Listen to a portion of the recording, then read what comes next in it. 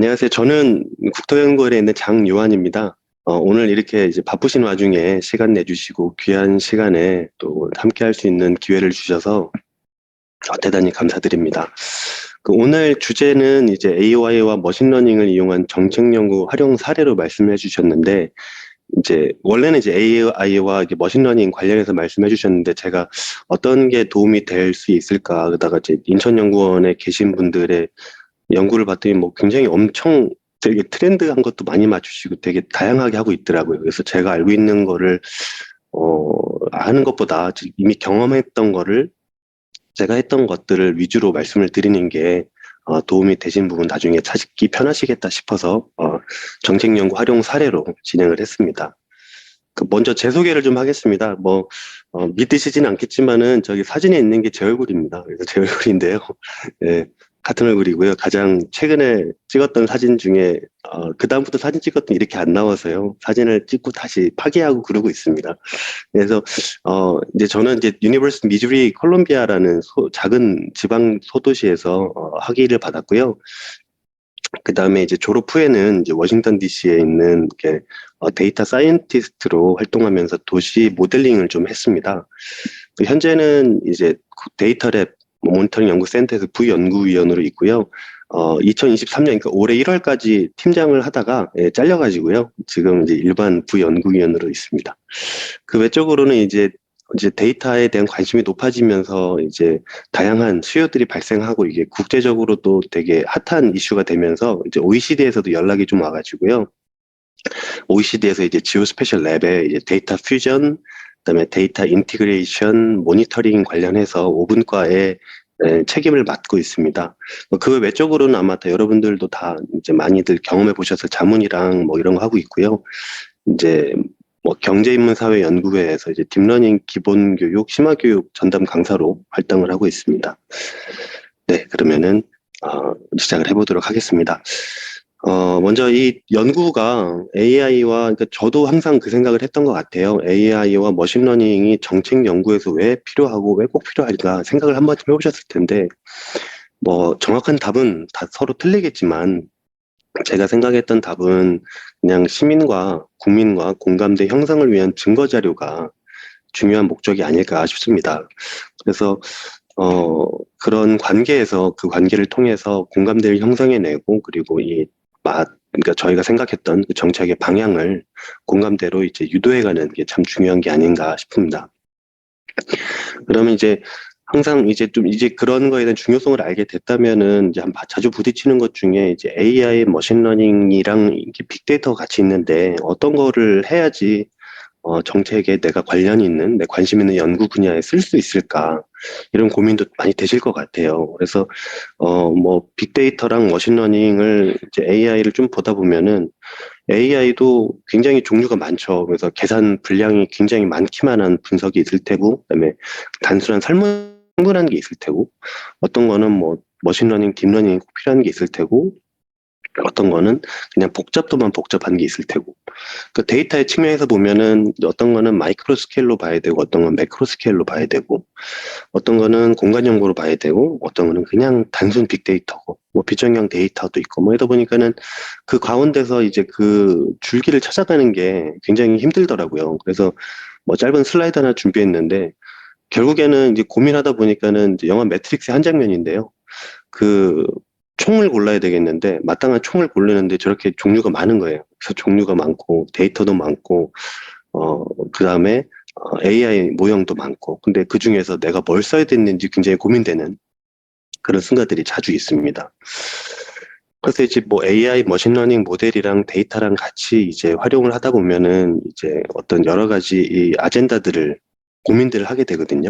근데 자주 봉착하시게 되겠지만, 연륜이 있으신 선임분들은 이제 뭐 이런 거를 직감적으로 다 아시겠지만, 이제 저 같은 이제 초짜라든지 아니면은, 먼저 얼만큼 이제 이렇게 익숙하지 않으신 분들은 대부분 이런 것들을 고민하다가, 결국에는 그냥 어떤 마술을 기대하게 되는 이제 그런 환경에 봉착하게 되죠. 근데 결국엔 다 들키는데요.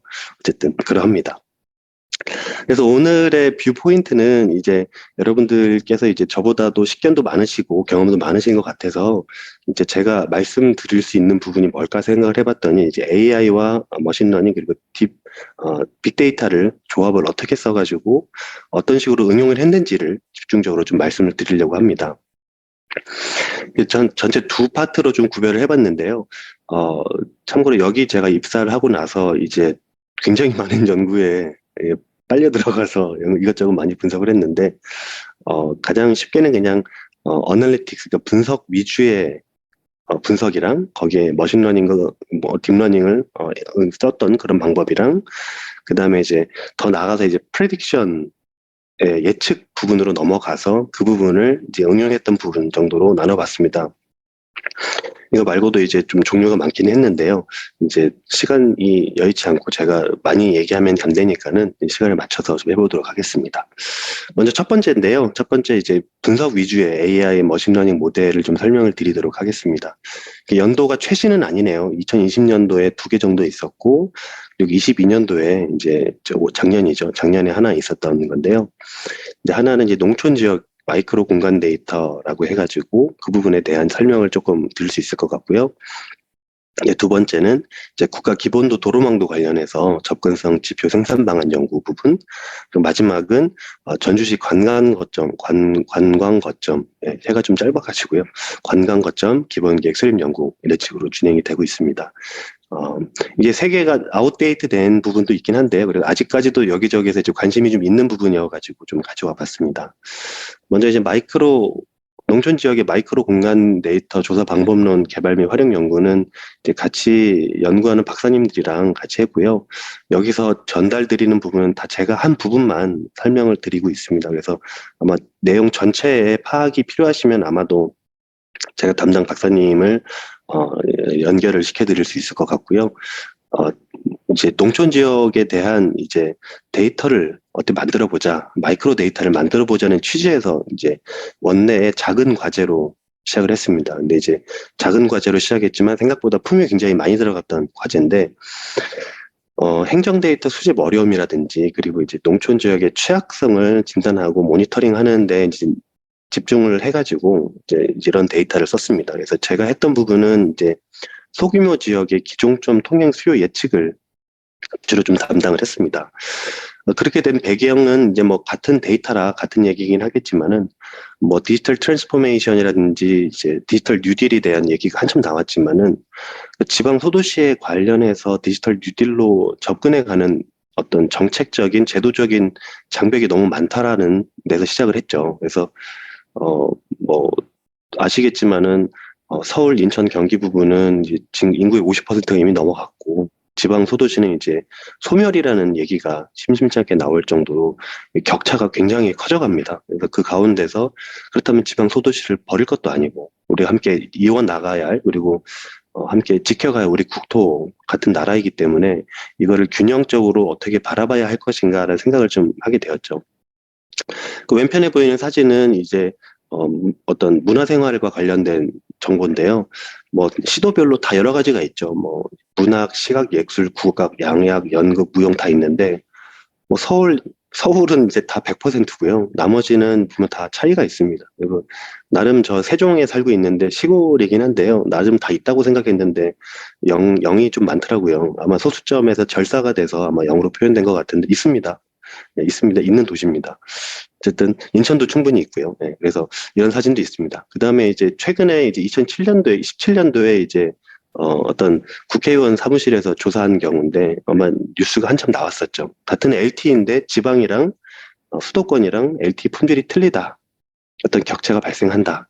그리고 오른편 안에 있는 사진은 이제 스마트시티 추진하면서 이제 이제 그런 부분들이 추진 현황이 있지만 결국엔 메이저 도시들을 중점적으로 해서 지방 소도시 외곽 지역들은 소외받고 있다. 근데 이런 게 어떻게 보면은 저희 세상과 그리고 저희 한국에서 오고 가는 이야기인 것 같아요. 이제 가운데 한계에 있는 그림이 어떻게 보면 그걸 결정적으로 보여주는 그림인 것 같은데요. 그 초등학생한테 이제 우리나라를 그려보라고 하니까 교육은 잘 받아서 우리 땅은 그렸어요. 그리고 제주도 하면은 맛있는 귤만 생각을 해서 그런지 이제 귤만 그려놓고 그 다음에 이제 북한과 한국이 있는데 서울만 있고 시골, 나머지 다 시골인 거예요. 그래서 어떻게 보면은 지방 소도시를 이제 걱정하다가 결국에는 이게 서울 외곽 지역은 다 지방인가라는 고민하면서 서울과 지방의 어떤 격차가 확인되는 부분이라고 하게 되겠습니다. 그래서 이제 그 지방 소도시의 데이터가 정말 없습니다. 정말 데이터를 수집하기도 어렵고, 그다음에 그 관할 구청 그 관련 청에서 이제 그걸 가져올 수도 있는데 그 절차가 너무 복잡하고 행정 처리가 복잡해서 가져오기가 너무 힘든 거예요.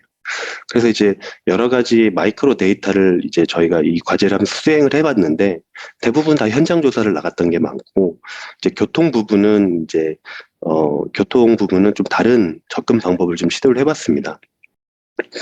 이게 운전자가 트래블러가 있고 아마 교통 전공하셨던 분들은 다 아실 부분인데요. 운전자가 있고 도로망이 있으면은 이 사람이 이제 운전을 선택을 하기 전에 어디로 길을 갈까라는 고민을 하죠. 그러면 이제 차가 막히면은 통행 시간을 바꾸기도 하고 경로를 바꾸기도 하고 반대로 네트워크는 이제 그러니까 네트워크 도로망에 교통량이 많아지면은 차가 막히기도 하고 사람이 별로 없으면은 차가 이제 뻥뻥 뚫리기도 하죠.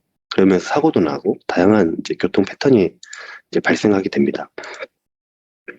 이거를 이제 접근했던 방법은 전통적인 교통 통행 배정에서 그 기종점 통행을 이제 역으로 추정하는 오디 에스티메이션이라는 방법이 있습니다. 그래서 이제 뭐 전통적인 도시 계획에서 이제 통행 발생, 분포, 수단 선택, 그다음에 통행 배정이 있는데요. 여기서 했던 거는 이제 뭐 이런 간단해 보이지는 않는데요. 이제 좀 간단하게끔 진행된 수식을 가지고 역으로 이렇게 교통량으로부터 이 사람이 어디서 왔고 어디로 가는지 기종점을 역으로 추정하는 것들을 좀 시도해봤다고 생각하시면 될 것 같습니다. 그래서 관련해서 이제 그 데이터를 가져와야 되겠는데 어디서 뭘 가져와야 될까 하다가 한 게 이제 일단 도로망이 있어야 되니까 KTDB에 있는 GIS 네트워크를 좀 가져왔습니다. 지방 소도시에 쓰기에는 아무래도 데이터가 성글긴 한데요. 그래도 일단은 있는 데이터니까 이제 가져왔죠. 그리고 오른편에 보시는 거는 이제 뷰티라고 교통연구원에서 이제 유동인 그러니까 통신 데이터를 이용해서 어떤 그, 그 타지 트래픽 어널리시스 존을 기준으로 해서 어느 정도의 이동이 발생하는지 그에 대한 정보를 가져온 게 있습니다. 근데 아쉽게도 저희가 생각하는 시군구 단위는 아니고요. 얘네 SK텔레콤에서 그러니까 설명하기 편리한 방식의 집계구라고 생각하시면 됩니다. 그 다음에 이제 건설기술연구원에 있는 이제 실시간 교통량 정보가 있습니다. 세 개를 이제 연합을 해가지고, 이제 교통량을 역으로 추정을 했죠. 그래서 먼저 뷰티에서 나와 있는 교통량은 아무래면, 숫자가 있긴 한데 그 숫자를 날 것으로 쓰기에는 너무 위험하고요. 그래서 쓴 거는 이제 지금은 뷰티 3.0이 나와서 굉장히 다양한 자세한 정보들이 나와 있지만 이때는 2.0 단계여가지고 이제 좀 집계 단위별로 이제 숫자가 나오는데 그 숫자를 날로 쓰진 않고 그걸 비율화해서 비율로 어느 정도의 비율이 오고 갔는지 퍼센테이지로 가져와서 분석을 했습니다. 그리고 이제 한국건설기술연구원에 있는 이제 곧 교통량 정보 시스템을 통해 가지고 실시간 방향별 중차량 뭐 그런 교통량들을 했고 저희가 대상 지역에 삼았던 게 이제 안개면이거든요. 안개면에 있는 풋파트를 봤더니 내 외적으로 이런 자리들이 있어서 저희가 코든 라인을 쳐가지고 교통량이 어디로 빠지려는 거 없이 정확하게 다 볼 수 있도록 이렇게 추정을 해서 이렇게 가져왔습니다. 네트워크든 자연히 뭐 KTDB 국가교통 데이터 네트워크에서 가져와서 GIS를 만들어 왔고요. 뭐 이거는 그냥 일방적인 그냥 스피드 그러니까 계획 속도랑 그다음에 신호 교차로가 있는 데 이제 덴시티라고 보시면 될 것 같습니다. 보신 화면은 그냥 이 세 개의 이제 정보를 가지고 어떻게 트립 어사인먼트를 했는지 그리고 어떻게 역으로 추정해야 되는지에 대한 이제 방법론이고요. 이 부분은 아마 크게 중요한 부분은 아닐 것 같아요. 그래서 이제 분석을 했는데 여기에서 이제 썼던 방법 중에 이제 뷰티란 말씀을 드렸는데 뷰티가 앞서 말씀드렸던 바와 같이 이게 정확하게 저희가 생각하는 시군구 단위가 아니다 보니까는 좀 상근 특징이 있습니다. 그래서 이제 저희가 생각하는 그 시군구 단위로의 취합을 위해서 슈퍼존을 만들어서 슈퍼존이 몇 개를 묶어서 슈퍼존을 만들고 슈퍼존 내에 이제 그 그 인터널 통행을 추정해내는 방법으로 했습니다. 아무래도 이제 처음에 그 트랩, 이니셜 임피던스 펑션을 만들어야 되니까는 팀앱 API를 이용을 하면은 이제 각 존이랑 그 각 지점들 간에 OD 통행 시간이 나오잖아요. 거리도 나오고 이제 그걸 가져가지고 그 OD별로 한 30개 정도 샘플링을 첨도랑 비첨도 해서 이제 가져왔습니다. 그래서 이제 교통량을 배정을 하고 그다음에 그거를 뷰티에 있는 그 이동량 비율로 정산을 합니다. 그리고 그 각각의 셀 값들은 이제 SK 팀앱에서 그러니까 팀앱 API에서 가져온 존별 통행 시간을 바탕으로 해가지고 다시 배정을 하고 이 단계를 이제 반복을 하다 보면은 어느 정도 교통량이 이제 배정이 됩니다. 그래서 이제 배정된 결과고요. 배정된 결과를 봤더니 교통량이 상식적이에요. 굉장히 상식적이에요. 안개면에 저기 제일 다운타운인 그러니까 버스 정류장 근처에 아무래도 차량들이 가장 많았고 위에 보이는 빨간 선, 이 선은 이제 고속도로죠. 고속도로 부분에 있고 가장 차량이 많았던 부분은 예상했다시피 이제 버스 터미널 근처에 교통의 메카가 있었다. 이렇게 보시면 될 것 같습니다. 그래서 뭐 이거는 이제 연구 과정 중에 이제 대시보드를 만들었어요. 대시보드 오픈 소스로 만들면은 돈 안 들이고 편하게 만들 수 있어서 아예 샤이니라는 걸 활용을 해가지고 빈집 조사할 때 좀 조사를 했습니다. 실제로는 아마 이거 하다가 잘 안 돼서 결국엔 수기 작성을 한 걸로 알고 있긴 한데요. 근데 아시겠지만은 빈집 조사를 하면서 결국에는 현장 조사 방법 밖에는 방법이 없었거든요. 당시에는 주어진 예산이랑 시간 밖에는. 그래서 이런 부분을 하면서 농촌 지역의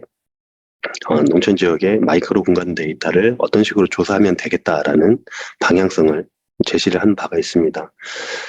뭐 그래서 기여도를 얘기를 하자면은 이제 지방 소도시 마이크로 공간 데이터가 구축이 가능하다 이런 데든 장점이 될 수 있겠고요. 그리고 농촌 지역 특성에만 있는 마이크로 공간 데이터가 구축이 됐다라는 점에서 굉장히 장점입니다. 근데 한계점이라면은 이제 지방 소도시에 취합하는 게 데이터 취합이 쉽지가 않고 그리고 기초 데이터 수집을 위해서는 교통량 같은 경우는 이렇게 외부에 있는 교통량을 끌어다가 가져다 쓰기는 했지만은 빈집 조사라든지 아니면 인구 전출입 확인 그런 데는 부득이하게 결국에는 초기 수집을 좀 해야 되는 이런 게 있다 이렇게 생각하시면 될 것 같습니다.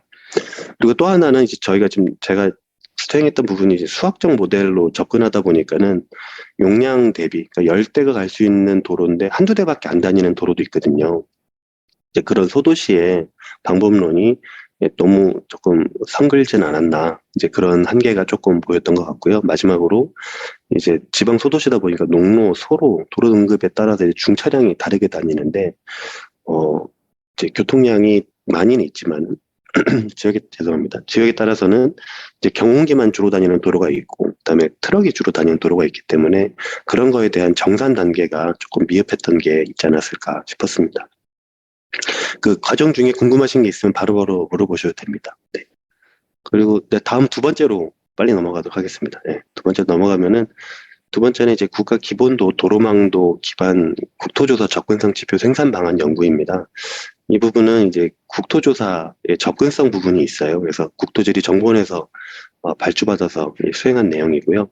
이건 이제 제가 하긴 했는데 어쨌든 최근에 원래 대회비라고 해서 공개가 안 된다고 했는데 이제 여기 원장님이 바뀌면서 다 공개를 하더라고요.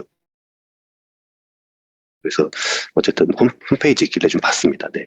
그래서 500m 격자 단위로 접근성 분석을 통해서 생활 편의시설 접근성을 분석하는 내용이라고 보시면 됩니다. 그래서 기존의 접근성 분석 방법이 이제 또 후에 설명을 드리겠지만은 민간 도로망도를 써서 하는데 여기 과업에서 주요 내용은 지리원에서 국가 기본도 도로망도를 생산을 하는데 왜 이런 비용을 내면서 이제 예산을 국가 세금을 써야 하는가 그래서 국가 기본도를 써서 이거를 활용을 해보자 그런 데서 취지가 된 과제라고 보시면 되겠습니다. 국토 모니터링 보고서라는 게 있어요. 그래서 많이 써보신 분들은 아실 테고 아마 저희보다는 더 마이크로한 분석을 많이 하실 테니까 더 이제 이거 보시면 많이 성글다라고 생각하실 수 있는데요. 이제 도보라든지 차량의 이제 국가에서 그때 당시 이제 균형 발전 차원에서 지방 소도시의 균형 발전 차원에서 필요한 어떤 국민의 이동 최소권을 보장을 위해서 이런 부분들의 취약 지점을 찾아내고, 그다음에 생활 편의 시설들이 어떻게 분포되어 있고 취약 시설은 어떠한지 이제 그런 부분들을 발굴해서 모니터링하는데 쓰겠다라는 취지로 이제 해마다 발간되는 보고서고, 저 연구원에서 지금 한 4년, 5년째 지금 추진 중에 있습니다. 전체 생활시설은 이제 지금은 입에 뱉으면 안 되는 생활 SOC인데요. 생활, 어, 생활 거점이죠. 예, 거점 25종에 대해서 생활권 공원이라든지 어린이집, 공공체육시설, 의원 이런 것들에 대해서 이제 25종에 대해서 500m 격자 단위로 이제 추정을 합니다. 예, 계산을 합니다. 전국에 대해서 500m 단위로 계산을 하고 있고요. 접근 방법은 굉장히 단순합니다. 전국을 대상으로 시설이 있다고 하면은, 그리고 아니면 사람들이 살고 있는 그 인구가 거주하고 있는 격자가 있으면은, 격자와 각 시설 간의 이제 거리를 계산을 하죠. 그러면 이제 그 사람의 집이 어디 있는지 모르겠지만, 개인정보 보호 차원에서 500m 안에 어딘가에 살고 있다라고 생각을 하고, 일단 그 좌표 값이 있으면, PY가 있으면 가장 나이스하고, 없는 경우에도 어떤 격자 안에서 계산을 진행을 하긴 합니다. 격자 중심점을 기준으로. 그럼 이제 격자 중심점에서 그 생활 SOC 시설들, 생활 편의 시설이 있는 그 지점까지의 거리를 계산을 하는데, 어, 그 사람 주거지에서 가장 가까운 인접한 도로까지의 거리를 하나를 잡고 있고요. 그 다음에 내가 종점으로 삼고 있는 그 시설의 격자 중심점에서 가장 인접한 도로까지의 거리를 잡고, 거기 사이에 최단 경로를 찾아냅니다.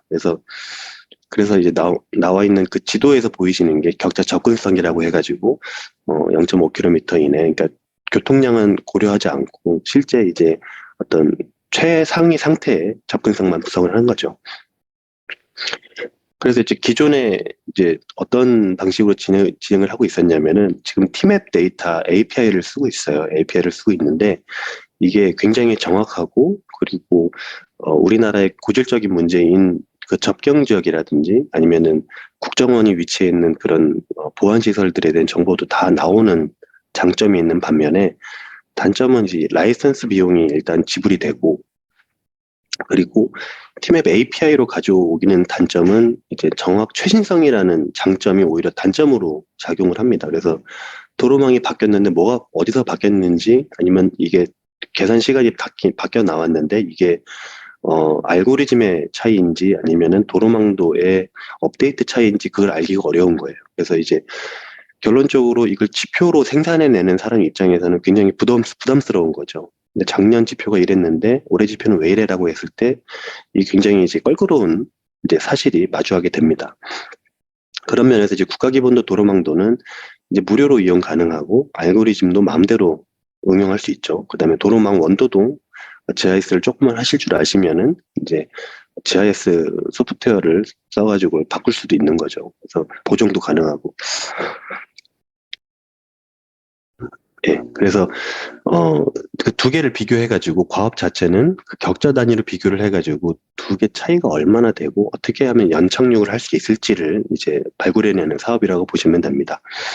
근데 이제 과정 시작 전에 저희가 조금 한계점들을 명확히 하고 나가는 게, 두 도로망도, 그러니까 민간 도로망도랑 국가기본도의 최상용 알고리즘을 동일하게 비교할 수는 없는 환경인 것 같아요. 그래서 이제 팀앱 API에서 활용하는 방법은 뭐 영업 비밀을 안 알려주진 않는데, 또 집요하게 좀 물어봤더니 이제 A스타 알고리즘을 좀 변형했다고 하더라고요. 근데 이제 정확한 사항은 저도 잘 모르겠습니다. 네, 하지만 어쨌든 그런 알고리즘을 기반으로 해서 최단 경로 알고리즘을 좀 수정해서 쓰고 있고, 도로망도 목적도 조금 상이하게 사용되고 있습니다.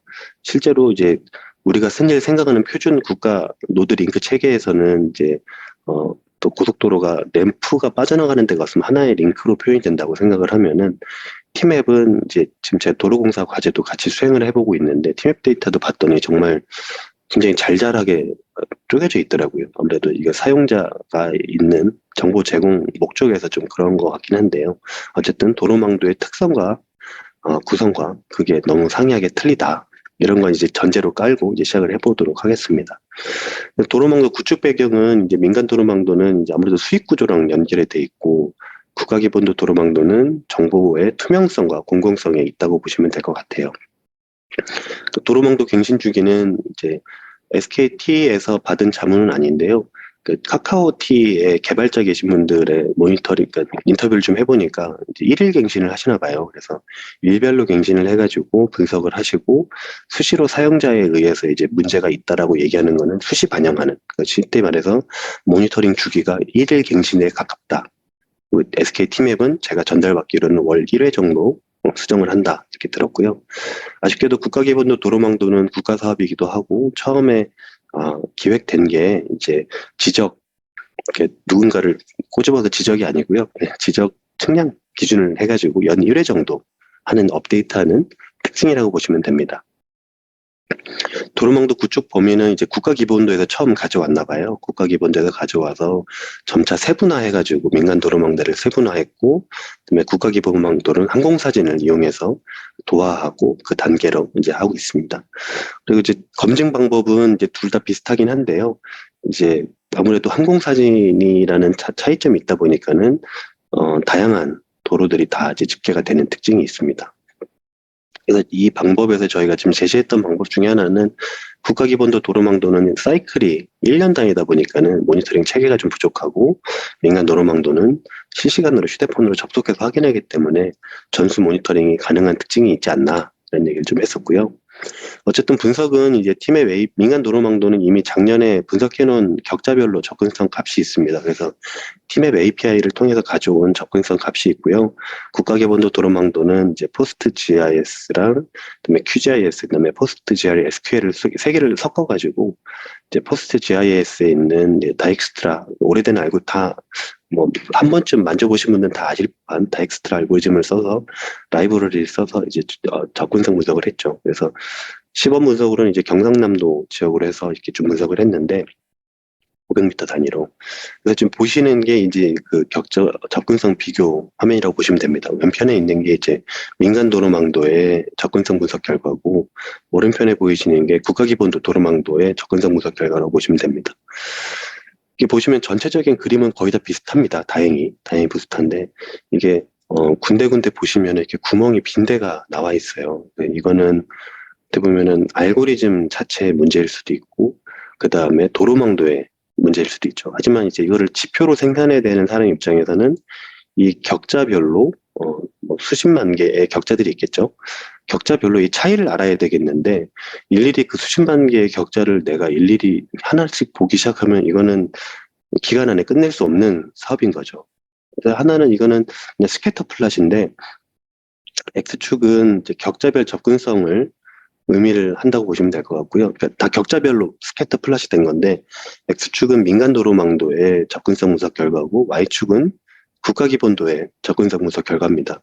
예를 들어서 이제 생활공원에 이제 경남의 생활공원을 비교를 생각해 보시면은 대각선으로 나왔을 때 가장 이상적이겠죠. 이게 민간 도로망도가 반드시 참은 아니겠지만은 민간 도로망도랑 국가기본도 도로망도가 대각선으로 합치가 됐을 때 가장 이상적인 접근성 분석 결과가 나왔고 통계 생산에서도 크게 문제는 없겠다라고 생각을 할 수 있겠죠. 근데 제일 마지막에 보이시는 노인 여가 복지시설 보시면은 이제 십자가 모양이 나옵니다. 이제 그래서 이런 이상한 모양들인데 이거를 일일이 다 보기 시작하면은 이제 끝이 없는 거죠. 그래서 이걸 어떻게 선택적으로 봐야 되는가라는 부분에서 이제 처음에 일일이 다 막긴 했죠. 일일이. 근데 봤더니 데이터가 누락된 것도 있고 도로망 정보 속성이 오류가 생긴 것도 있는데 왜 위편에 보이신 거는 구축 오류, 오른편에 보이시는 건 이제 속성 오류도 있는데 결국에는 알고리즘 오류도 있거든요. 근데 그걸 어떻게 구별해서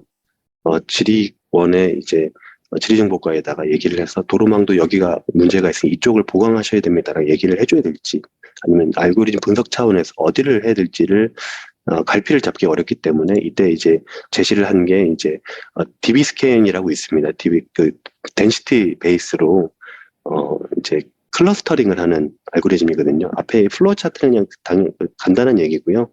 여기서 한 거는 DB 스캔에서 뭉친 애들 내외 배적으로 다른 애들을 먼저 우선적으로 본다 이렇게 생각하시면 될 것 같아요. 그러니까 플로우 차트를 제가 잘 못 그려서 좀 헷갈릴 수 있는데 그림으로 보시면 좀 나을 것 같아요. 그 덴시티 DB 스캔은 아마 많이들 분석해 보신 분들은 오래된 알고리즘이기 때문에 많이들 아시겠지만은 가까이 있는 것들이 하나의 클러스터라고 하고 이제 가까이 있지 않은 애들은 이제 아웃라이어라고 생각하시면 됩니다. 그래서 이거 하나의 예시인데요. 어떤 바로 인접한 몇 개의 점이 어느 정도의 거리에 있을 때 하나의 클러스터로 간주하는지를 보여줍니다. 지금 위쪽에서 영역을 확장해 나갔던 빨간새는 멈췄죠. 왜냐하면은 가운데 빈대가 발생했기 때문에. 그리고 붙은 거를 봤더니 검은색으로 깜빡이는 건 다 이제 아웃라이어입니다. 그래서 저희 과정에서 이제 X축을 Y축 살짝 바꿨어요. X축은 이제 국가기본도 도로망도고 별 의미는 없습니다만, 그리고 Y축을 민간 도로망도로 이제 플랫을 해놓고 이걸 DB 스캔을 해봤어요. DB 스캔을 해봤더니 이제 X축은 그러니까 대각선 축으로 하나의 클러스터가 됐고 여기 따로 떨어져서 하나 클러스터 있는 것도 어떻게 보면은 이 다름의 클러스터인 거죠. 아웃라이어만 놓고 봤더니 이 정도가 됩니다. 근데 이거 아웃라이어 다 보려면은 제 기억에는 이제 이 경상남도 전체긴 했는데 뭐 거의 한 10만 개 정도 됐던 것 같거든요. 10만 개를 다 볼 수가 없기 때문에 결국엔 이것들 순위를 또 매겨야 됩니다. 그래서 참고로 제가 입사할 때 가장 싫어했던 게 이제 순위 매겨서 자꾸 떨어지는 거였는데요. 여기는 좀 해야 되겠더라고요. 그래서 순위를 매겨서 로컬 아웃라이어 팩터라고 그래가지고 인접한 3포점 간의 거리가 멀수록 이제 3포점이 이제 큰 거를 뽑아냈다 보시면 됩니다. 이게 지금 왼편에 보이시는 것들을 이제 그 아웃라이어 그러니까 LOF를 넣어가지고 본 건데 이 외곽 쪽에 있는 것들이 되게 크게 잡히잖아요. 그래서 이것들만 표현이 좀 이상하네요. 이 친구들만 뽑아서 봤더니 아웃라이어 그러니까 3포한 점들의 거리가 먼 것들 먼저 뽑아서 큰 것들 먼저 격자들을 확인해 보면은 비슷한 유형의 격자들끼리 이제 또 이제 뭉쳐진다는 겁니다. 그래서 또 도로망도의 문제일 수도 있고 아니면 알고리즘의 문제일 부분도 있겠지만은 알고리즘보다도 도로망도를 하나를 고쳤을 때 아웃라이어 팩터 자체가 확 바뀐다든지 이런 상황이 이제 벌어지는 거죠. 그래서 머신러닝은 이제 분석 단계에서 이렇게 아웃라이어를 먼저 추려내서 아웃라이어를 버린다라고 생각했겠지만 여기서는 아웃라이어를 기준으로 도로망도랑 알고리즘의 수정 방향들을 제시를 할 수 있다. 이런 데서 의의가 있다고 하면 되겠습니다. 그래서 아무래도 이게 지금 경상남도 전국 단위도 하긴 했는데 좀 많이 선글고요. 경상남도만 하긴 했는데 이제 좀 추가적인 네트워크 시설이랑 이제 도로망도의 전반적인 분석이 또 필요한 과제가 아니었나 생각을 했습니다. 그 세 번째는 이제 전주 관광도시 기본계획 수립 연구입니다. 이 부분은 이제 전주시 관광거점 도시를 이제 양성하는 단계에서 시작을 했던 건데 죄송합니다. 근데 이제 이게 대회비 내용이라서 제가 그 보고서에 있는 내용을 다 보여드리면 참 좋겠지만 그거는 못하고 대신에 제가 이 사업을 하면서 이제 나름 활용했던 부분에 이제 컨퍼런스 페이퍼를 낸 게 있어서 그걸 중심으로 조금 했습니다. 근데 어쨌든 그 과정 중에 여기서 전주시에서 했던 이런 관광 거점에서 뭐가 주안점인지 정도는 말씀을 드릴 수 있을 것 같아요. 그래서 이제 향후 5년간 사업비 죄송합니다. 오타가 나왔네요. 1,000억 정도의 사업비를 투자하는 사업인데 다양한 부분에서 이제 관광 거점을 특성을 발굴하는 사업입니다. 그래서 보시는 바와 같이 이제 강원도 있고요. 그다음에 부산, 전주, 목포 이렇게 해가지고 이제 다양한 지점에 활용 부분이 있습니다. 그래서 이 부분에서 아예 주안점을 두고 시작한 거는 이제 ICT라는 데서 시작을 했어요. ICT가 이제 첨단 챗 GPT 요즘에 많이 열광하고 있는 이런 부분도 있지만 AI가 굉장히 많은 거를 할 수 있고 그리고 그것들이 이제 그 친구들이 섭할 수 있는 부분도 굉장히 넓다라는 데서 시작을 했다고 보시면 될 것 같습니다. 그래서 관광지에 있어서 이제 핫스팟은 굉장히 중요한 의미를 가지고 있습니다. 핫스팟이 관광지가 아니더라도 중요한 의미를 갖고 있겠지만은 관광지에서는 이게 예산이라든지 그다음에 인력 배분 그다음에 상권의 어떤 유동적인 탄력성 부분에서도 굉장히 핫스팟은 두말할 것 없이 중요한 부분인 것 같아요. 그래서 예전에는 뭐 지금도 대부분 그러겠지만은 이제 직접 서베이를 통해 가지고 어디서 오셨습니까? 어디로 가실 건가요? 뭐 아니면은 다음 방문지는 어떠세요? 뭐 이런 것들을 이제 질문할 수밖에 없는데 이게 시간과 비용이 너무 이제 많이 들기도 하고 ICT의 첨단을 달리는 우리나라에서 이 부분을 어떻게 하는 게 좋을까라는 이제 고민에서 시작이 됐습니다. 그래서 이제 살짝 조금 어색하게 들릴 수 있는데 어떤 공간에 대한 관광이 이루어지면은 그걸 관광이라는 곳을 접하고 그 관광에 대한 정보를 얻는 게 사진도 있을 수 있을 테고 소셜 네트워크도 있을 테고 그다음에 인터넷을 통해서 검색을 통해서도 이제 장소를 대한 정보를 얻죠. 그래서 그 장소의 개념을 생각을 해보면은 그 장소에는 예를 들어서 제가 전주시 한옥마을을 간다라고 생각하면은 전주시 한옥마을만을 위해서 가진 않거든요. 전주시 한옥마을에 있는 어떤 먹거리도 좀 찾아다니고, 제가 좋아하는 먹거리가 많기 때문에 찾아다니고, 그 아래쪽에 있는 막걸리도 좀 마시면서 바람도 좀 쐬고, 근처에 있는 호수에서 바람도 좀 쐬고, 이런 것들을 보면서 그 공간이 가지고 있는 매력도를 위해서 어떤 그 공간이 대표되는 특징이기도 하거든요. 그래서 그 공간을 얘기했을 때 좌표로 위 경도가 어디다라고 콕 집어서 얘기하는 게 아니라 한옥마을이라고 얘기하는 순간 거기에 가지고 있는 여러 가지 매력도를 다 수반하는 표현이라고 보시면 될 것 같아요. 그래서 그 매력도를 어떤 식으로 머신러닝에 써볼 수 있을까라는 고민을 해봤을 때 그 공간이라는 팩터로 우리가 가져올 수 있는 정보가 뭐가 있나를 역으로 생각을 해보면 될 것 같더라고요. 그래서 인구라든지 인구 구성비가 있겠죠. 그 다음에 교통수단이 당연히 접근성 있는 게 있고 그 외적으로 상업시설의 분포라든지 그 다음에 소상공인들의 분포 그리고 관광지에 대한 정보들이 함께 복합적으로 있어서 그것들을 이제 위주로 그 장소가 대변된다라고 이제 데이터 입장에서는 생각할 수 있겠더라고요. 그래서 여기는 이제 전주시 한옥마을을 이제 이제 거기 관광 지도를 바탕으로 이제 지점들을 뿌려놓은 건데 어떤 데는 이제 학교고 어떤 데는 관광 지역이고 여기 한가운데 있는 게 한옥마을 주변이라고 보시면 됩니다. 어쨌든 지역들이 이렇게 분산돼 있다. 이제 그거를 이제 그 공간 단위를 데이터화해서 그거를 입체 격자라고 생각하시면 될 것 같아요. 다 차원 데이터를 만들어서 그거에 대한 매력도를 추출해내겠다가 이제 이 연구, 그러니까 이제 파생 연구의 주요 내용인데요. 이제 그러니까 하나의 이야기가 있으면, 하나의 공간이 있으면 거기 인구도 있을 테고, 그 다음에 공간이 가지고 있는 특징도 있고, 그 다음에 몇 명이 오고 가는지에 대한, 아니, 여기 몇 명이 오고 가는지에 대한 카운트고, 여기는 어떤 그 관광 지역에 대한 정보가 있을 테고, 교통량이 있을 테고, 비즈니스가 있을 테고, 그리고 시간에 따라서 이 한 점 한 점들이 각각의 그 장소를 어, 방문한 방문자라고 보시면 될 것 같아요. 그래서 각각의 데이터를 어디서 구했냐면은 이제 제일 오른편에 보이시는 게 위드라이브라고 아마 인천에 계시니까 아마 좀 익숙하실 수도 있어요. 인천에서 이제 시작하신 이제 스타트업 기업이신데요. 인천 지금 미추홀구에서 사업을 많이 하시는 걸로 알고 있어요. 위드라이브에서 이제 이 사장님께서 그때 한참 이제 데이터가 확산돼서 이제 광고도 필요하시고 해서 그다음에 저도 이제 데이터가 굉장히 필요하겠는데 유동인구 데이터 자체가 익명성이 너무 강조가 돼서 이제 그 데이터를 가져올 수도 없고 그리고 관광지에서 주로 주요하게 생각하는 게 어, 트래젝토리거든요. 어디서 와서 어디로 가고 다음 관광지가 어딘지 그리고 이런 것들을 어떻게 가져올 수 있는가. 그래서 이제 그때 당시에 이제 어, 전주시에서 외부에서 어디서 오는지는 몰라요. 근데 이제 전주시에 거주하고 있지 않고 전주시로 들어오는 분들을 익명화 해가지고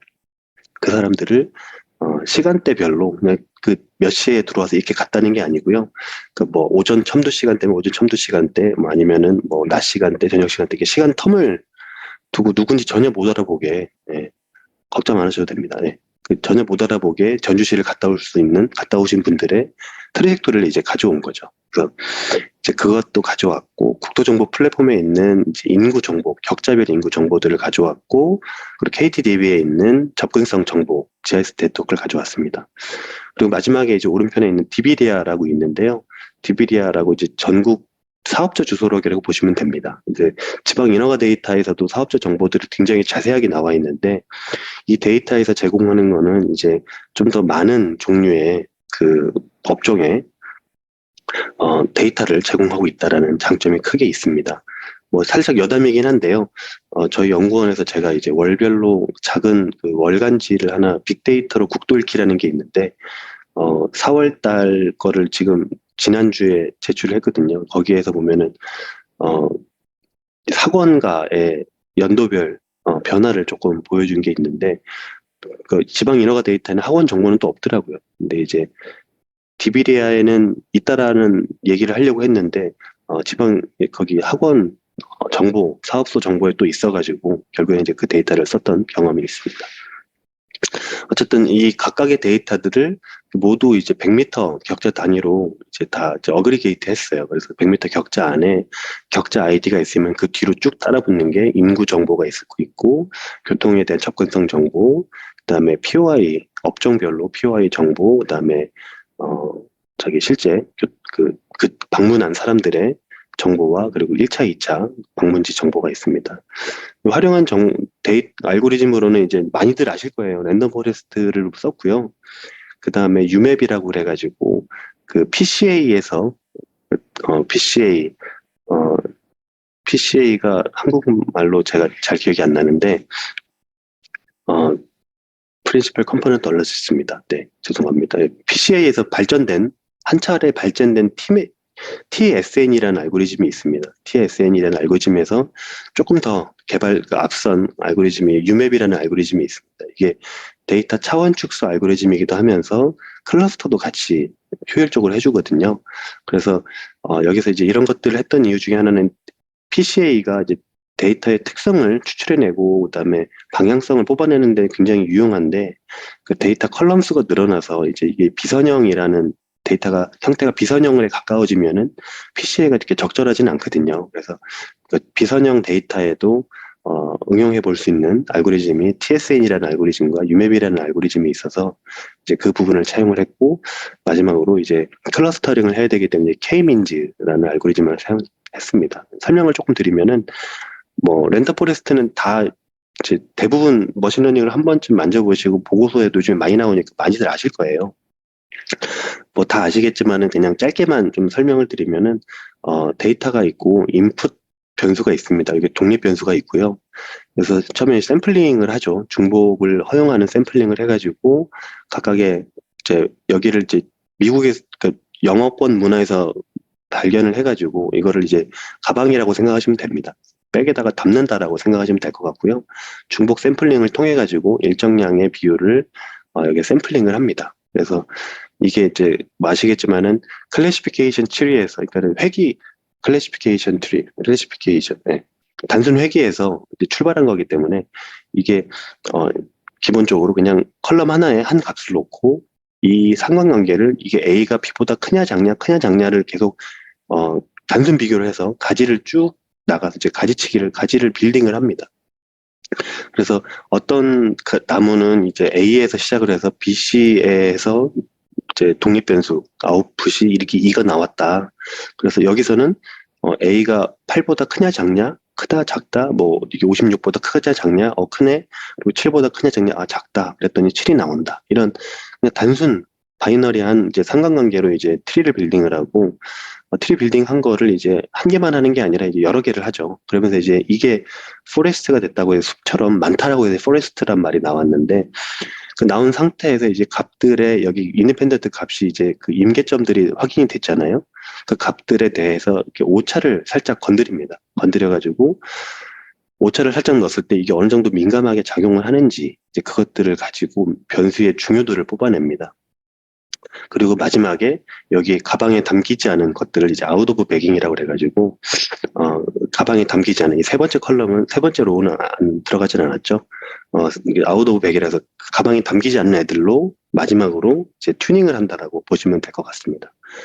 이게 굉장히 데이터가 많아도 빨리 학습이 되고 변수 중요도도 확인이 되고 이런 여러 가지 장점이 있는 반면에 굳이 단점을 뽑자면은 일단 예측력은 굉장히 좋습니다. 아시겠지만 굳이 단점을 하나 뽑자면은 이제 이런 게 오차에 따른 이 민감도다 보니까는 어디까지가 영향력 변수인지 그 개수를 보기가 굉장히 쉽지가 않은 거예요. 뭐 한 번쯤 라이브러리를 만져보시면 알겠지만은 음의 영향, 양의 영향 이거를 나타내는 이제 내용도 있어요. 라이브러리도 있고 한데 그것만으로는 이제 음의 영향이라고 다 빼버리면 이게 과연 음의 영향을 주는지 양적으로 더 좋아지는지 이걸 단언할 수는 없거든요.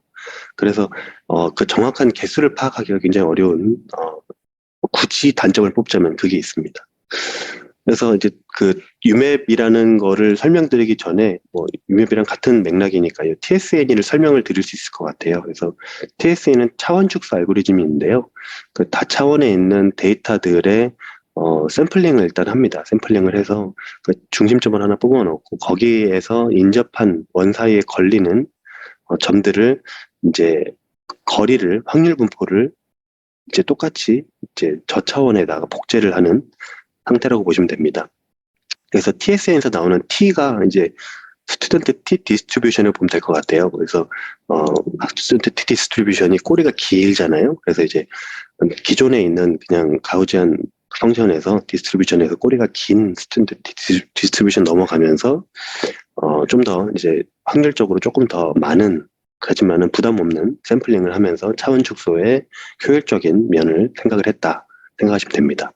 그래서 이제 이게 뭐가 중요한가라고 생각해 보실 수도 있는데 한 번쯤 머신러닝을 고민해 보신 분들은 이제 숫자 손글씨 데이터를 아실 거예요. 0부터 9까지 해서 손글씨 데이터가 있는데 그 데이터를 우리가 숫자로만 보긴 하는데 이거 클러스터를 TSN이라든지 클러스터를 하게 되면은 이런 식으로 차원이 여러 개로 된 숫자 클러스터가 발생이 됩니다. 그러니까 우리는 0, 1, 2, 3, 4, 5에서 클러스터를 뭐 K민지든 뭐든 해가지고 클러스터를 했을 때 그냥 알아서 분리가 됐는데 이게 차원이 늘어나면서 이 차원들이 이런 식으로 좀 다양하게 돼 있다 이렇게 보시면 됩니다. 다음 K민즈는 이제 뭐 많이들 들어보셨어요. 짧게만 넘어가면은 하나의 정심점을 꽂아놓고 이제 그 인접한 점들 간의 평균 거리가 얼만큼 평형을 이루는지 그래서 점들 간의 인접한 거리 자체가 이제 최적의 값이 생기면 이제 이게 하나의 클러스터라다 이렇게 생각을 하는 게 K민지라고 보시면 될 것 같습니다. 뭐 PCA는 이제 뭐 차원 축소 과정에서 데이터 고유균이라든지 아이겐 벡터, 아이겐 밸류 값들을 이제 추출해서 데이터 방향성을 산정하고 하긴 하는데 이제 데이터 크기 이제 그 비선형인 관계에서는 조금 어려운 단점이 있다라 이런 말씀을 드립니다. 그래서 전체적인 프로세스는 이제 PCA를 통해 가지고 몇 개까지의 그 변수가 굉장히 차원이 되게 많거든요. 그때 처음 시작했을 때 뭐 100몇 개 했던 것 같은데요.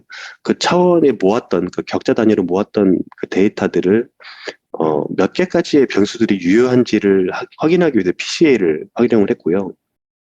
그 다음에 이제 그 개수만큼, 랜덤 포레스트로 이제 나래비를 세워가지고 변수 중요도 중에서 그 개수만큼 이제 잘라버렸죠. 그래서 이제 그 코렐레이션 테스트를 하셨다고 보시면 됩니다. 회귀 분석에.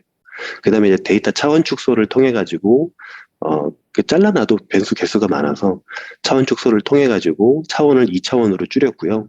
그 줄여진 차원을 K민지로 클러스터링을 해서 마지막으로 가져온 거는 그 클러스터별로 어떤 팩터가 주요한 팩터였는지를 이제 가져왔던 게 최종이라고 보시면 됩니다. 그래서 이게 최종 클러스터 결과 왼쪽에 보이신 기존 클러스터 결과인데 오른편에 있는 그 관광 지도 맵이랑 굉장히 유사해요. 그래서 뭐 살짝 의구심이 들 수도 있는데 일단 여기 관광지에 대한 정보는 관광지라는 정보만 넣어놨지 무슨 관광지에 대한 정보는 넣지는 않았거든요. 이제 클러스터가 이렇게 나눠졌고 이걸 또 시간대별로 클러스터를 하고 봤더니 시간대별로 클러스터가 이렇게 다양하게 나오더라. 이렇게 보시면 될 것 같습니다. 그리고 이제 마지막으로 이거는 이제 변수 중요도를 갖춘 대로 해가지고 각 클러스터별로 시간대별로 어떤 변수들이 주요하게 작용을 했는지에 대한 내용인데요.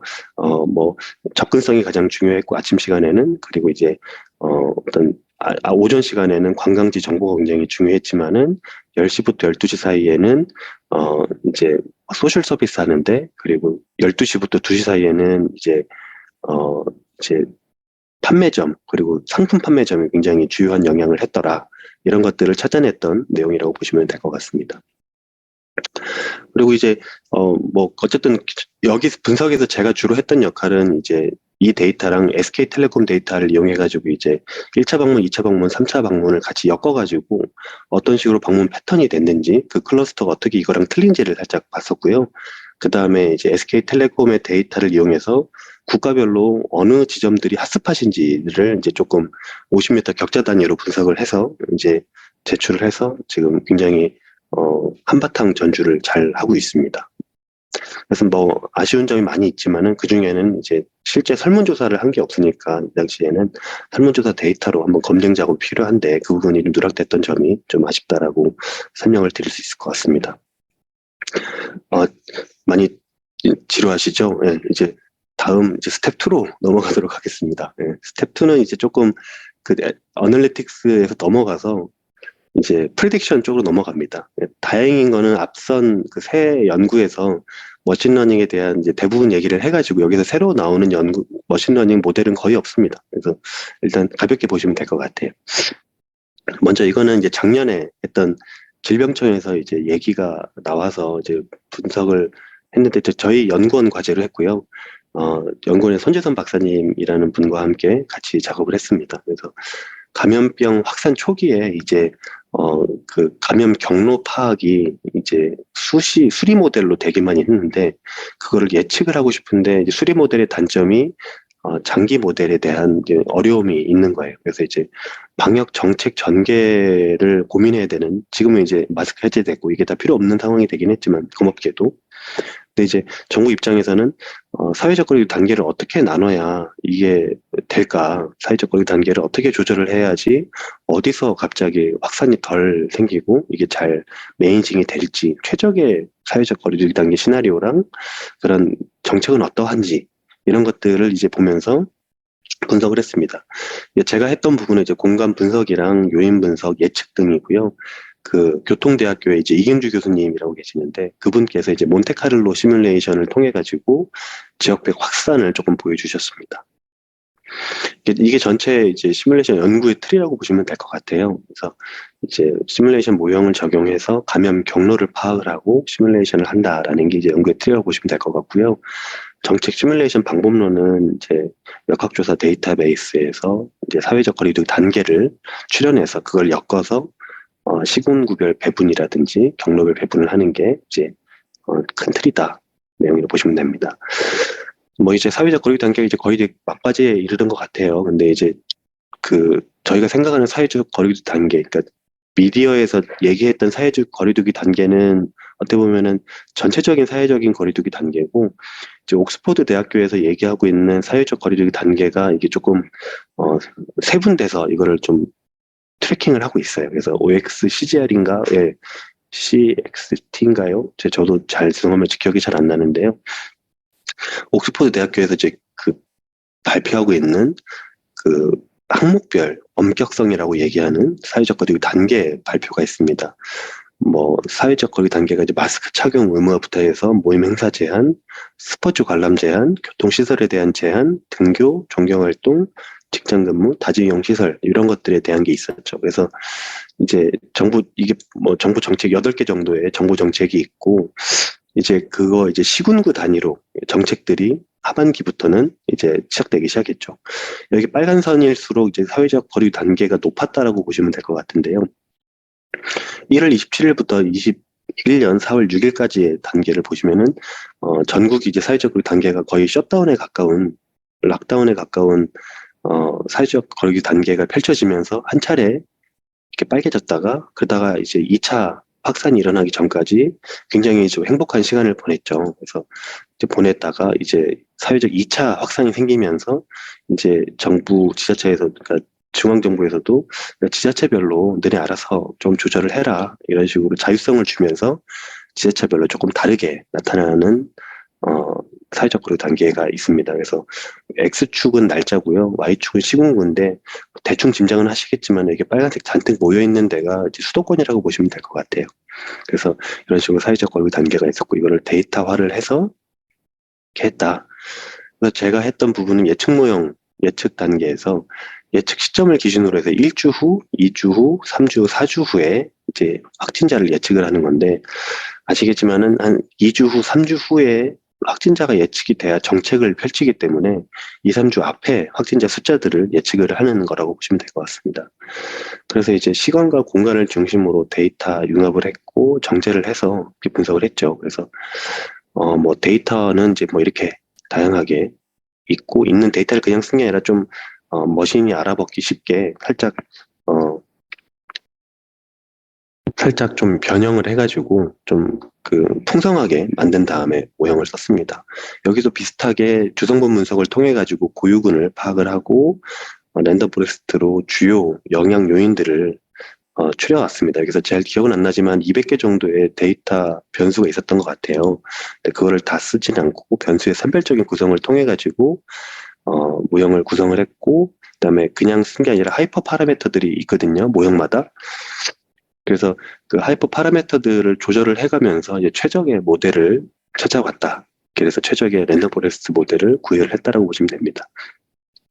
그 왼편에 보이시는 게 이제 확진자 예측입니다. 1주 후, 2주 후, 3주 후, 4주 후 있는데 이게 굉장히 정확하죠. 예, 이미 지나왔으니까 정확한 것 같긴 한데 그때 당시에 테스트로 했던 일 자체가 이렇게 크게 확진자가 들쭉날쭉이 없었던 것도 좀 어떻게 보면은 이런 환경이었던 것 같습니다. 근데 이제 4주로 갈수록 굉장히 잘 맞아 떨어지는 것 같은데 이건 4주 후에 4주 확진자 평균이기 때문에 스무딩이 됐다라고 보시면 될 것 같아요.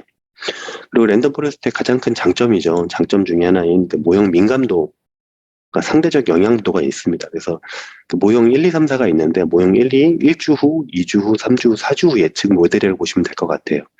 그래서 이거를 감염 경로별로 어느 정도의 영향을 줬는지를 봤더니 1주, 2주, 3주, 4주 모델 다 대부분 다 감염 경로가 대동소이한데 이제 교정시설, 그다음에 미분류, 흔히들 말하는 깜깜이 분류죠. 깜깜이 분류랑 기타 부분에서 이렇게 민감도가 되게 크게 나타났다.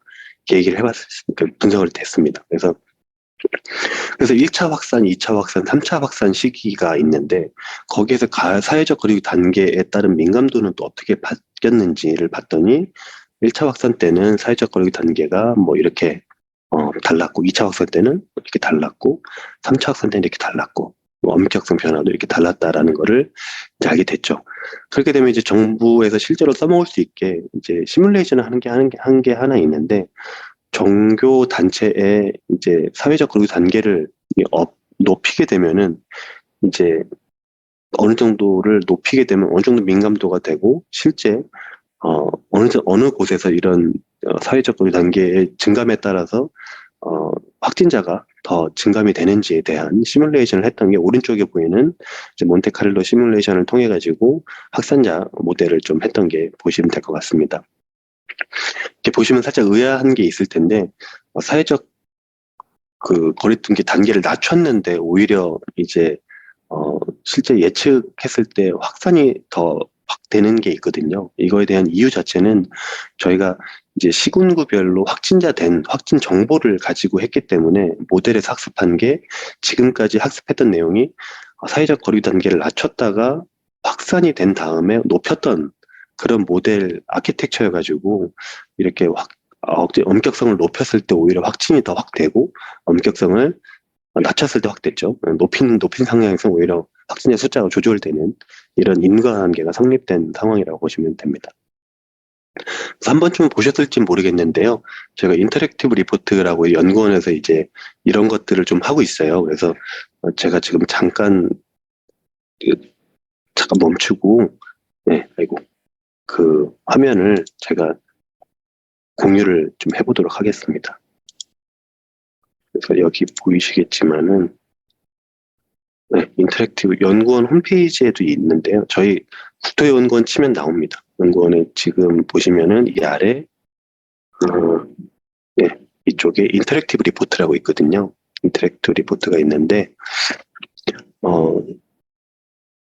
예, 이제 소통 플랫폼이라고 보시면 됩니다. 그래서 이제 뭐 다 비슷할 것 같아요. 연구기관 보고서가 굉장히 잘 만들었지만은 200페이지, 300페이지 글 쓴 사람도 보기 싫어하는 경우가 많아서 그래서 이제 어떻게 보면은 대중과 소통 제일 먼저 말씀드렸던 데이터 기반을 왜 해야 되는지 그거에 대한 의미를 생각해 보면은 소통을 위해서 하기 때문에 이거를 보고서별로 나갈 때마다 하나씩 만들고 있습니다. 그래서 어, 제가 데이터랩 팀장을 했던 1월까지 이걸 제가 담당을 했고요.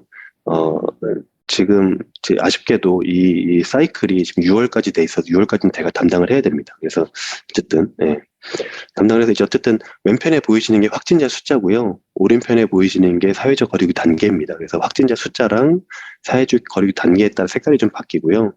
여기 위쪽에 보이시는 주요 감염 경로 변화가 어떻게 보면은 어떻게 감염이 됐는지 초기에는 있었지만 지금은 없지만요. 이제 그런 정보들이 있다고 보시면 됩니다. 이 아래는 실제 확진자 숫자고 이게 꺽대 막대로 보이는 것들이 사회적 거리두기 단계 변화라고 보시면 됩니다.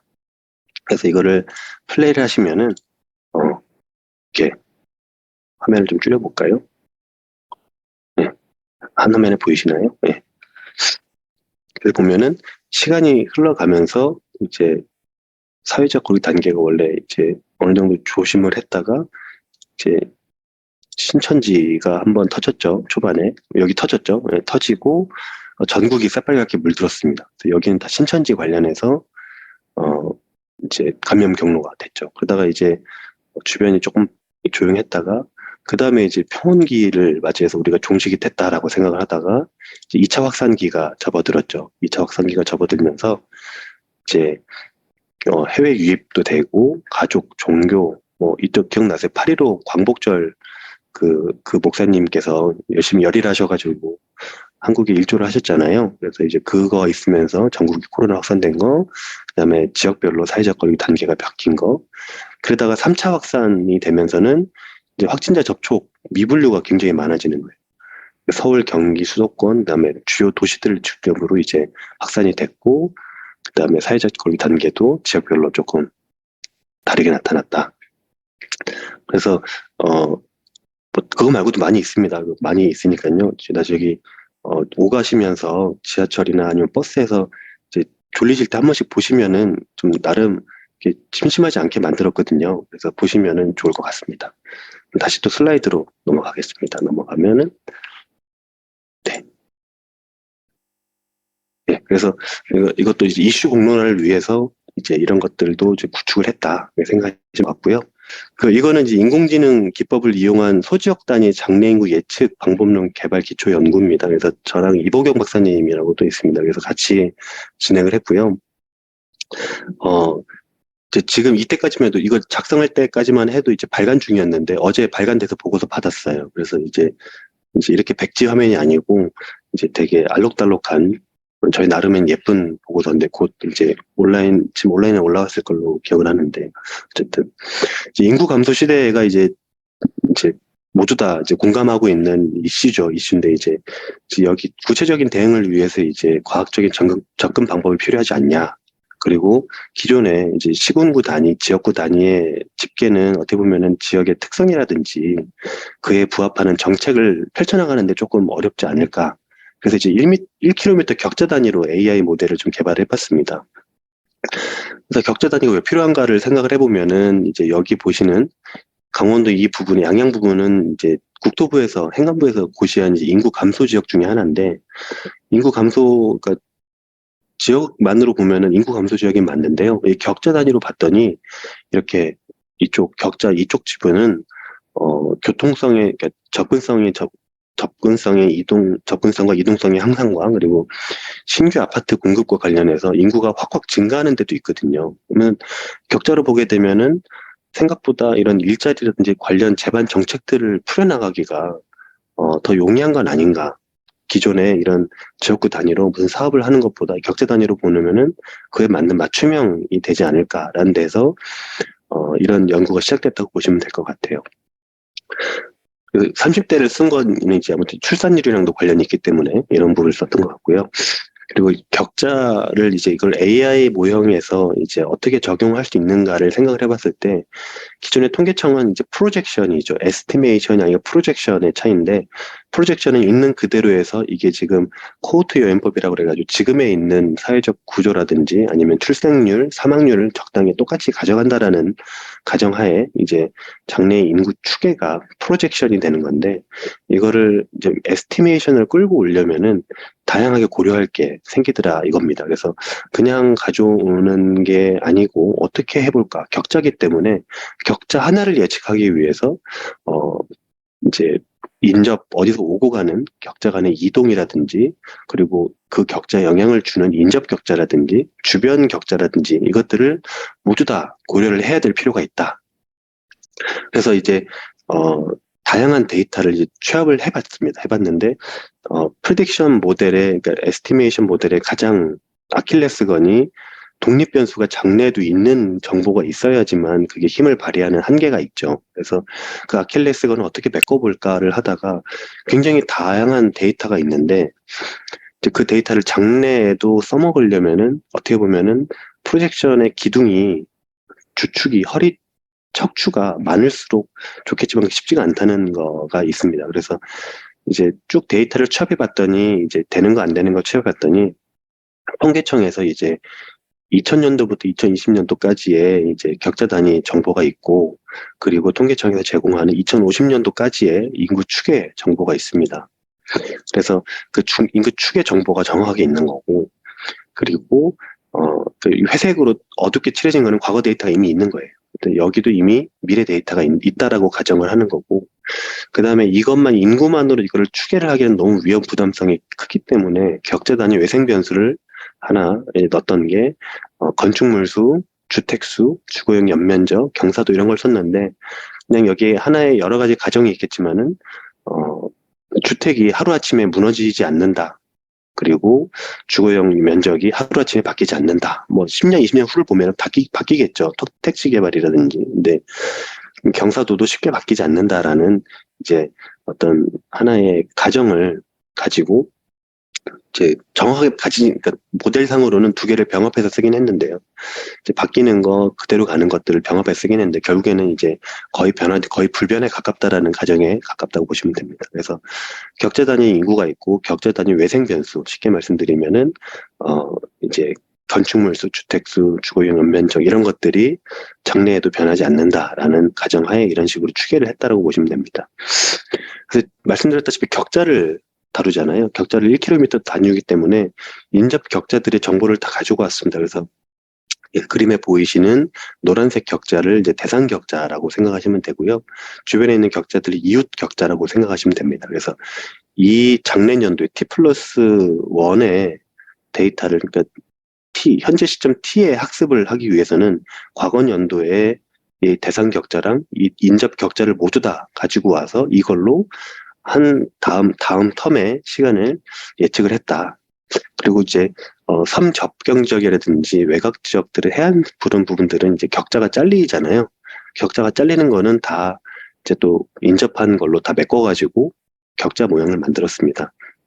그래서 머신러닝을 하시고 딥러닝을 좋아하시는 분들이라면 격자 하면은 떠오르시는 게 하나 있으실 거예요. 이제 그 부분은 이제 다음 슬라이드 제가 설명을 드릴 텐데요. 어쨌든 격자 단위로 이제 그 다 데이터를 취합을 하고 있고, 그다음에 인구 정보와 시도 단위 사망률, 수인동, 철생률 이런 것도 이제 통계청에서 발표하고 있는 정보를 그냥 가지고 왔습니다. 그다음에 격자 외생 변수도 함께 이제 취합을 했고, 추정 모형을 통해 가지고 격자 단위 인구를 하나 가져온 겁니다. 쉽게 말해서 격자 하나를 추론하기 위해서 엄청나게 많은 외생 지표들이 필요한 거죠. 그래서 이제 목적 함수를 조금 만들어 봤어요. 그래서 이제 학습 데이터에서 이제 예측 데이터를 가지고 이제 추계를 하면은 아무래도 이제 머신러닝을 좀 하셨으면 이제 지도학습, 비지도학습 관계를 아실 거예요. 비지도학습이 아니라 지도학습에 있는 친구들은 학습되지 않은 것들에 대해서 굉장히 아웃라이어가 심하거든요. 그래서 단계별로 보정을 했던 게 옆에 오브젝티브 펑션을 하나 만들어 봤어요. 그래서 격자별 인구 추정이랑 추정값이랑 보정값이랑 이게 이제 격자 주택수보다도 이렇게 다르면 어떻게 하고, 이것도 나름 고심해서 만든 이제 오브젝티브 펑션인데요. 이제 영어로 썼을 때는 멋있어 보였는데 이렇게 보니까는 제가 글씨체를 잘못 골랐는지 조금, 네, 어쨌든 조건 제약식으로 보정을 했습니다. 그래서 한 가지가 더 이제 딥러닝 모델 중에 그 LSTM 주변 챗GPT가 굉장히 유행하죠. 거기에 이제 시초가 되는 RNN이라고 재기 순경망, 재기 순환 신경망을 써가지고 1, 2, 3을 학습해서 4를 학습하고 2, 3, 4를 학습해서 5를 예측해내고 이런 순차적인 온라인 학습법을 적용을 했습니다.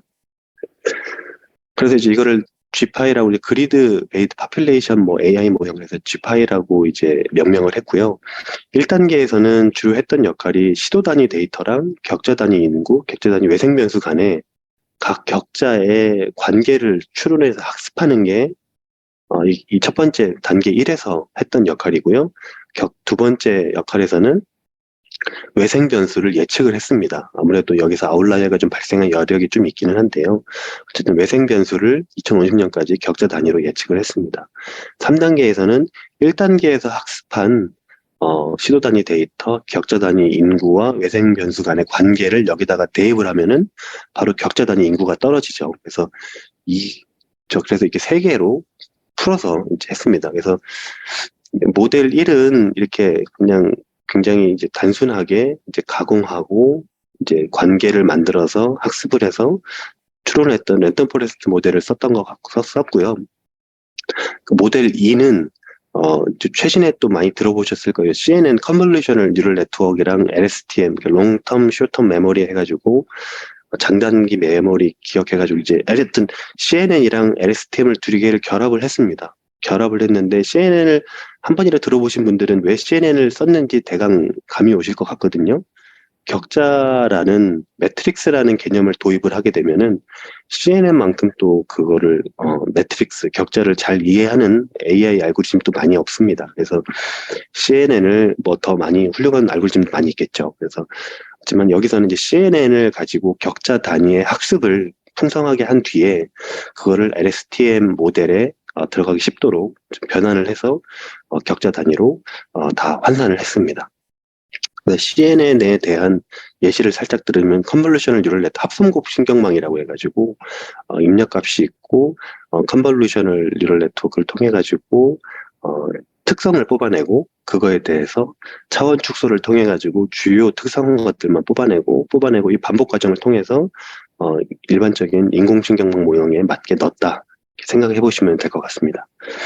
롱텀, 숏텀 메모리는 말 그대로 한 번에 전체를 학습하면은 계산 시간도 오래 걸리고 부담도 큰데 전국을 다 학습하려면 되게 오래 걸리거든요. 그런데 그거를 시간대별로 쪼개가지고 1, 2, 3 배워서 4를 학습하도록 예측하도록 학습을 하고 1은 버리고 이미 아키텍처에 배운 하이퍼 파라미터가 있기 때문에 2, 3, 4를 학습해서 5를 예측하도록 구성을 하는 이런 게 롱텀, 숏텀 메모리가 재기 숙명망의 발전된 모형이다. 생각하시면 될 것 같습니다. 그래서 이제 랜덤 포레스트 결과를 이제 살짝 2020년도 격자별 학습 정합성을 좀 확인해 봤더니 뭐 격자별 인구 집계 각 격자별로 스팟을 찍어 봤더니 99.9%, 99.99% 뭐 정합성이에요. 뭐 학습을 잘했죠. 슈퍼바이징 모델이기도 하고 랜덤 포레스트 모델이 굉장히 유명하기도 하니까요. 그래서 그걸 했고 그 다음에 이제 외생 변수들도 다 했더니 99.97 이렇게 해서 뭐 이렇게 나쁘지 않은 정도의 정합성을 보여줬습니다. 그래서 이제 이거를 이제 쭉 2050년까지 쭉 다 이제 에스티메이션을 해봤더니 여기가 2020년이고요. 2050년입니다. 그래서 2000년대가 2020년이 여기 어디쯤이겠죠. 그래서 5년 단위로 이제 X축은 계속 2020년도의 데이터라고 보시면 돼요. 2020년도부터 쭉 해서 쭉 곧게 세워져 있는 게 이게 아마 2015년이네요. 15년, 네, 15년. 2020년 대비 2015년이 거의 가깝게 맞물렸다가 장래로 갈수록 조금씩 비선형 형태를 띠는 거죠. 좀 더 이게 틀어지는 형태로 그 외생 변수들이 이렇게 추정이 됐다. 각각이 모두 추정이 됐다라고 보시면 될 것 같고요. 이제 추계한 결과는 이렇게 20년, 30년, 그리고 4, 50년에 따라서 이렇게 전국에 따라서 격제가 이렇게 나왔다 보시면 될 것 같습니다. 그래서 뭐 여기 결과적으로는 이제 이 모델은 제가 한 부분만 설명해 드린 거고요. 이제 이보경 박사님이 최종적으로는 이제 이 결과에서 코호트 요인, 통계청에서 힘이 워낙에 막강하기도 하고 기존에 인구 추계하시는 분들이 납득이 안 가실 수도 있어서 코호트 여행법, 전통적인 코호트 여행법이랑 같이 병합을 해가지고 같이 결과물을 이제 시각화를 한 내용이라고 보시면 됩니다. 결과적으로는 이제 다 외곽 쪽, 서울, 경기, 인천 외곽 쪽으로 인구가 좀 분산이 되기도 하고요. 수도권 중에서 서울 쪽은 좀 고령화가 조금 더 늘어나고 인구도 그렇게 늘어나는 데가 많지 않더라. 이게 좀 결과적인 내용이라고 보시면 됩니다. 여기 또 하나 또 있어요. 지금 시간이 별로 없기 때문에 나중에 시간이 되시면 파일을 첨부드렸기 때문에 이거랑 같은 모델은 아니고요. 이 앞전에 이제 생활 인프라랑 그다음에 수요 공급이 어떻게 변하면 어떻게 달라질까에 대한 인터랙티브 리포트를 또 하나 만들었거든요. 그래서 살짝 다른 과제이긴 하지만은 이 과제가 유사해서 가져와 봤습니다. 그래서 나중에 시간 되시면은 하나씩 보시고 내가 관심 있는 지역에 생활 인프라가 이제 도서관 새로 만드는 것도 있고요. 그다음에 인구도 바꿀 수 있어요. 그래서 이거 인터랙티브 만들 때는 힘들었는데 만들고 나니까는 잘 써먹네요. 네, 좋습니다. 이렇게 해서 있습니다. 마지막으로는 이제 이미 발간됐어야 됐는데 아직도 제가 발간하지 못하고 있는 보고서 중에 하나입니다. 그래서 시간이 없기 때문에 이 부분은 발간되면은 좀 더 자세하게 하기로 하고 간략하게 넘어가면요. 그냥 실시간 유동정보, 관측교통량으로부터 기종점 목적별 통행수 예측을 좀 해야 되는데 그러면 이제 정부 정책이 감염병 확산이랑 따라서 이제 그 목적에 따라서 이제 그것들을 컨트롤 해야 된다. 이제 사회 초기에 지금 뭐 그 외의 나라들은 한참 중국이 또 전체 봉쇄를 해가지고 락다운을 해가지고 문제가 많았잖아요. 그렇게 일방적인 락다운이 아니라 지역이 가지고 있는 특색에 따라서 선별적인 풍선 효과들도 같이 보면서 이제 그런 것들을 해야 된다. 그래서 이제 그 머신러닝, 딥러닝 관점에서 이거를 추진을 해야 된다. 그래서 이제 왜 이동을 하는가 이제 그런 얘기를 했을 때 제일 처음에 보셨던 그 그림처럼 수요자와 공급자 간에 이런 것도 있지만은 기정점 간에 이동이 있으면은 그 각각의 그 사람들이 이용했던 도로 네트워크가 있지 않나. 그래서 그 네트워크를 이용하는 사람들의 숫자는 다양하고 각각의 많은 사람들이 있지만은 결국에는 그런 각각의 통행 목적들이 있다. 이제 그 통행 목적에 따라서 분석을 하는데 어떤 팩터들이 운전자들을 움직이게 하는 요인이 되는가라는 걸 했을 때 공간에 대해서 분석을 해봤죠. 그래서 이제 썼던 데이터 통계청에 있고 KCB라고 이제 들어보셨을 거예요. 이게 개인 신용 데이터로 이제 신용에 대한 그 데이터를 좀 가지고 있고요. 그다음에 지금 이름이 바뀐 코 데이터, 한국 기업 데이터가 있습니다. 그 기업체의 위치와 여기서 썼던 거는 그 기업체의 관계망, 어느 기업이랑 하청을 주고 있고 어느 기업이랑 1차, 2차, 3차 산업에 관계를 주고 있는지 그리고 그 기업의 특성은 어떠한지 등을 이제 가져왔던 게 이제 기업 데이터 부분에서 가져왔습니다. 그래서 그리고 디비리아에서는 앞서 말씀드렸듯이 이제 인허가 데이터가 충분히 좋지만은 포괄하지 못하는 부분이 있어서 그 부분을 포괄하려고 디비리아인 데이터를 가져왔고요. 교통량 정보 시스템에 있는 실시간 교통 2년치 정도의 교통량 전국 데이터를 가져왔고, SK텔레콤의 이제 목적별 통행 수요, 지금 통계청에 보면 나와 있거든요. 이제 그런 걸 이용해서 이제 썼습니다. 그래서 이제 뭐 데이터 범주는 이제 다양하게 있고, 시군구 단위로, 다양한 통행 목적별로 이거를 취합을 해서 데이터를 만들었다. 그래서 이제 전반적인 프로세스는 한번 보신 내용일 거예요. 주성분 분석을 했고, 렌더 포레스트를 했고, 차원 축소해서 렌더 포레스트를 해서 특성을 도출했다. 여기서 하나 좀 독특하게 썼던 거는 이제, 그 시간대별 데이터 말고, 이제 어떤, 고정적으로 그 지역이 가지고 있는 특성은 그 모형이 학습할 때 조금 더 풍성하게 학습할 수 있도록, 그 다음에 뭐 자주 들어보셨을 거예요. 일부러 오버트레이닝을 좀 해가지고 그 지역에 가지고 있는 특징을 제대로 조금 더 민감하게 받아들이게끔 하기 위해서 겐이라는 모델이 있습니다. 그래서 어쨌든 겐이라는 모델을 써가지고 특성에 대한 피처를 조금 더 부각시켰다.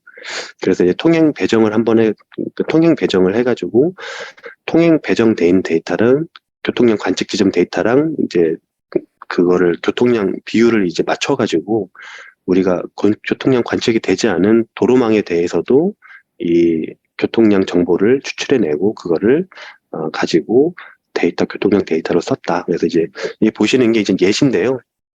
출근 통행 관련해서는 이제 각각의 클러스터가 있는데 실제 이거는 이제 0부터 1 사이의 비율 선택 비율이라고 보시면 될 것 같고요. 이거는 이제 추정값입니다. 그래서 쉽게 말하면은 2019년도에 목적별 통행량을 교통량에 따라서 이제 학습을 해봤다가 그걸 2020년에 교통량만 넣어봤더니 2019년에 교통량 패턴이면은 출근 통행은 여기가처럼 이렇게 붕 뜬 상태가 돼야 되는데 코로나가 와가지고 여기가 이제 확 달라진 거죠. 그리고 이제 여가 통행으로 아래로 보시면은 이렇게 굉장히 클러스터별로 산발적으로 흩어져 있습니다. 이제 클러스터별로 지역을 보면은 굉장히 다양하게 있는데 그거 아직 제가 마무리를 못해서 마무리하면은 제가 따로 업데이트를 드리도록 하겠습니다. 그리고 이제 민감도 분석도 클러스터별로 했더니 지역별로 차이가 나더라. 이런 얘기를 했습니다. 그래서 이거 뭐 진행하면서 나왔던 것들을 이제 목적별 통행량으로 보는 그 앞서 살짝 광고했던 빅데이터 국토일 기저의 월간지가 있는데요. 거기에 이제 한 6페이지 정도 짧게 해가지고 여기 이제 뭐 QR코드 넣고 인터랙티브하게 뭐 지도 보고 그런 거 좀 넣어놓는 가볍게 읽으시는 겁니다. 그래서 이제 그런 가볍게 보시면서 이제 궁금하신 내용을 살짝 보셔도 될 것 같습니다. 이상 제가 준비한 내용은 여기까지고요. 제가 1시간 반을 준비하라고 해서 1시간 반을 준비했는데 제가 질문할 시간을 좀 제대로 못 드린 것 같아서 죄송스럽습니다. 어떤 질문이든 잘 받겠고요. 그리고 여기 이메일 주소가 있거든요. 네, 여기 이메일 있으니까 제가 혹시 오늘 말씀 못 드린 게 있어도 연락 주시면은 제가 기쁜 마음으로 회신 드리도록 하겠습니다.